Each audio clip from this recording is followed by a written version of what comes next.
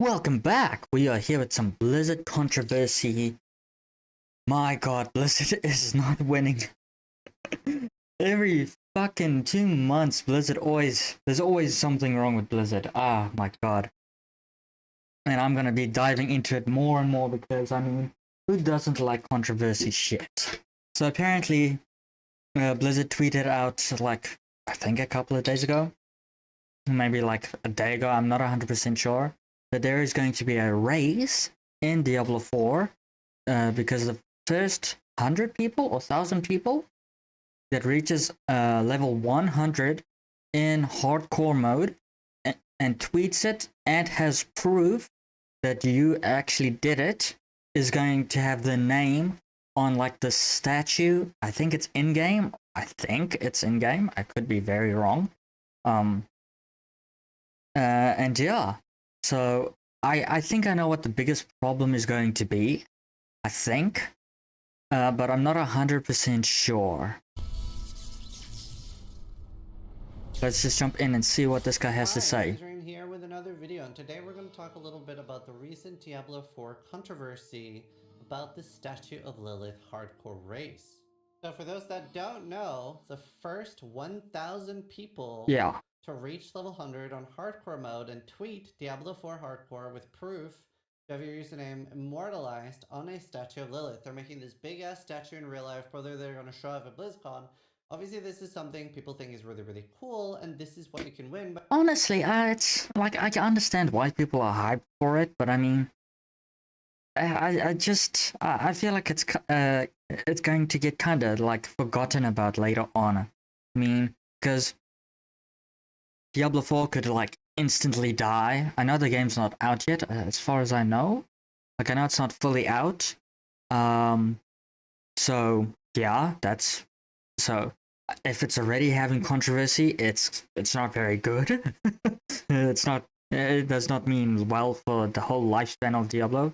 But I mean, any Diablo game has like survived the test of time, except Diablo Immortal. But I mean, people still play Diablo 2. People still play, even if people don't like it. Diablo 3, people still play it to this day.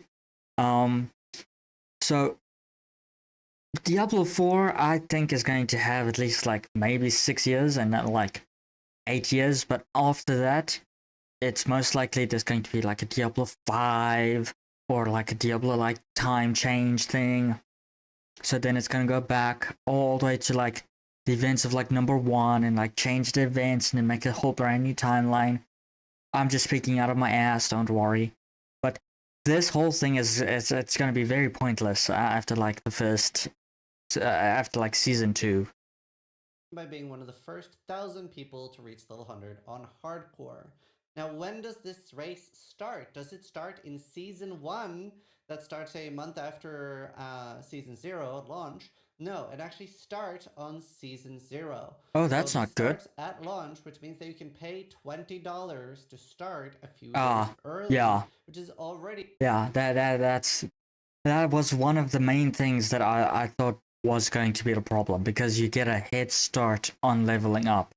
And so the people that have bought the deluxe edition or the ultimate edition is going to have an advantage to this. This is already not good.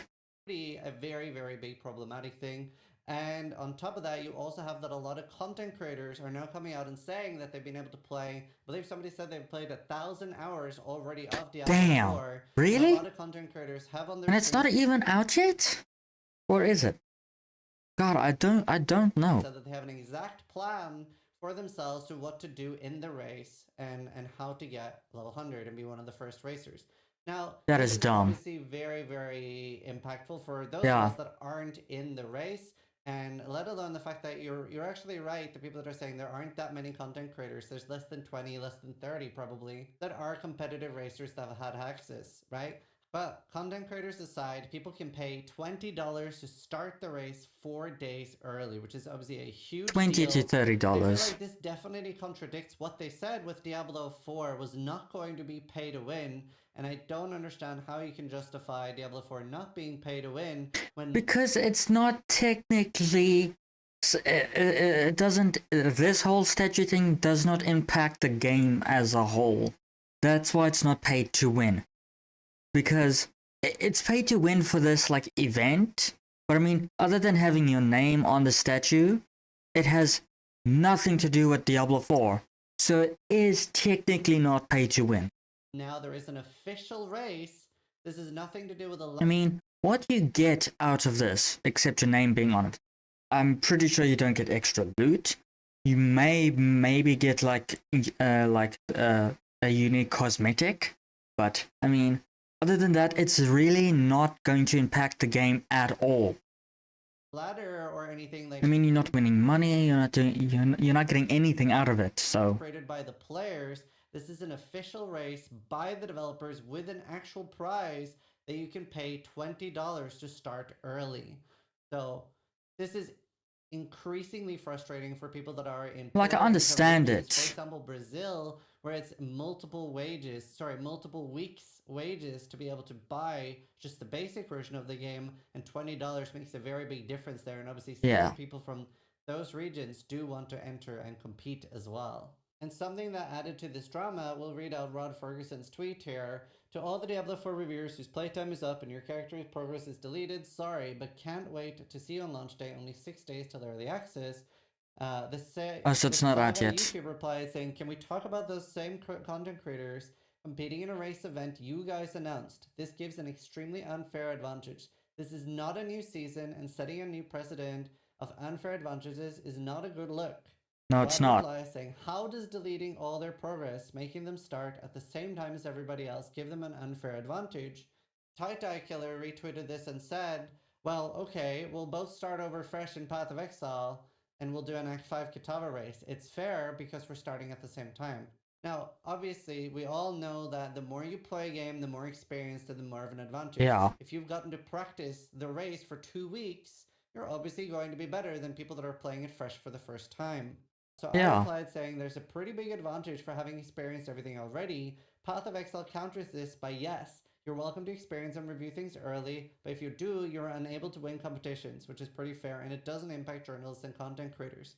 There's obviously a lot of value in letting people experience things and review things so they have reviews to hype up the game and stuff like that. Generally, Path of Exile does the same thing where you there is like an alpha server. Like, okay, I'm not going to say anything because I don't know much about Path of Exile, so I'm just listening at the moment. Anywhere from like 3 days to 6 days before a new league comes up, some content creators are able to access this and play already. However, if they do, they're not able to enter any races at all. They're not able to win any prizes or anything. And they're not able to make content before it is actually out. They're not even allowed to use alpha content, so they do actually have to record on the same server as everybody else, which I am a big fan of. I think that's very fair. Doesn't give a huge advantage to those that have early access. I am one of the people that have early access in Path of Exile, and I haven't used that since like 2017 or 2018. When they actually asked me for feedback, that's when I was starting to organize more races, and Path of Exile was starting to have a more competitive scene, and they asked me, how do you feel about the fact that if we have people play on the alpha, they can't win competitions anymore? And I was like, that's an amazing point. Now that we're starting that's great. I think that's definitely what we should do. And when we have started having competitions, I've also not been playing alpha since then because I don't want to have an advantage in a competitive space over anyone else. So that's very valid. Now, that being said, I've seen a lot of people have been suggesting, well, shouldn't all the content creators that have had access not be able to participate in the race then? Yes and no, because it's not fair that they have the advantage because they've been playing for a while, but I mean, content creators, especially people that do like hardcore shit and that does speedruns, they would want to participate in it. So if they've been playing the like beta or alpha, whatever you want to fucking call it, to make like content about it and like bug test the game in a way, then it's technically not fair for them not to compete, because again, they would want their name as well. Or maybe just have a competition separate, like 2 competitions going for the content creators, and then for the full release, which the content creators cannot participate in. I think that is more a more balanced way to do it. Have like a race for the content creators so that they're happy, and then have the main race for the whole 1,000 people. I think that is fair. And so the content creators is not allowed to, even on alt accounts, is not allowed to participate in the main race. I think that is the fairest way to technically do it. I could be very wrong. Surprisingly, don't think it's the way to go. The reason I say that is because something like this would be really unfair to those content creators without knowing that they were losing the ability to participate in a race that they might otherwise have said, no, I will just not have that access and still participate in the race the same way I do with Path of Exile. See, if they do that, then there is going to be less like people giving feedback to the game, because then people do not want to play the alpha state. Well, content creators do not want to play the alpha state, because then they're not allowed to participate in any like race or event that at the start of the game's launch. Instead, I think the perfect solution here would be to postpone this race until Season 1, and we have the Lilith race in Season 1 that will equalize the playing field, because Season 1 doesn't start all the way until like a month later. Okay, that's actually a much better way of doing it. Practice for 1 full month and even that playing field, then those content creators don't have a huge advantage anymore, and everybody can like adapt around it. So I think that would generally be the fairest way. So for those that don't know, me, Steel, Karn, and Noogie are going to be trying for first level 100. We are obviously going to be at a pretty big disadvantage. I think none of us have had early access at all. But that being said, we're still going to do our best and try as much as we can, and just hope that we can know life and learn really fast. And obviously a lot of the content from the content creators will be getting posted on the 30th, so we're going to try to deep dive and learn as much as we can ahead of start from what people know already, and see if we can use that to our advantage. Either way, just wanted to make this video talking a little bit about it. It's obviously something that's very important to me, because I love racing and video games, and there's nothing more exciting than the launch of a video game, and this definitely takes away a little bit from that with other people having had access and played everything. My favorite time of a video game is the early access. Early access. Nobody has had the early game, everything like that, and we're all that's why Honkai has done so well, because it's a brand new game, it's new characters. That's why everybody loves when a game comes out. So Warzone 1 was phenomenal. Everybody was learning the game. Everybody was like trying to figure shit out as fast as possible, and learning the game is the best part. When there's no guides, when there's no nothing, because it's a brand new experience that you will not be able to experience again. That's why it's so important. It's why it's the most important time of the game.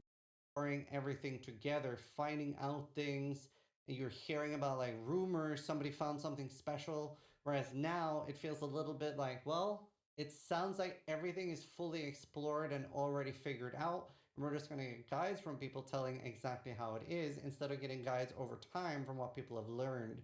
So I'm definitely more of a fan of that, like occurring naturally over time, over a week or two after the game is launched, than having everything ready to be posted 2 days before launch.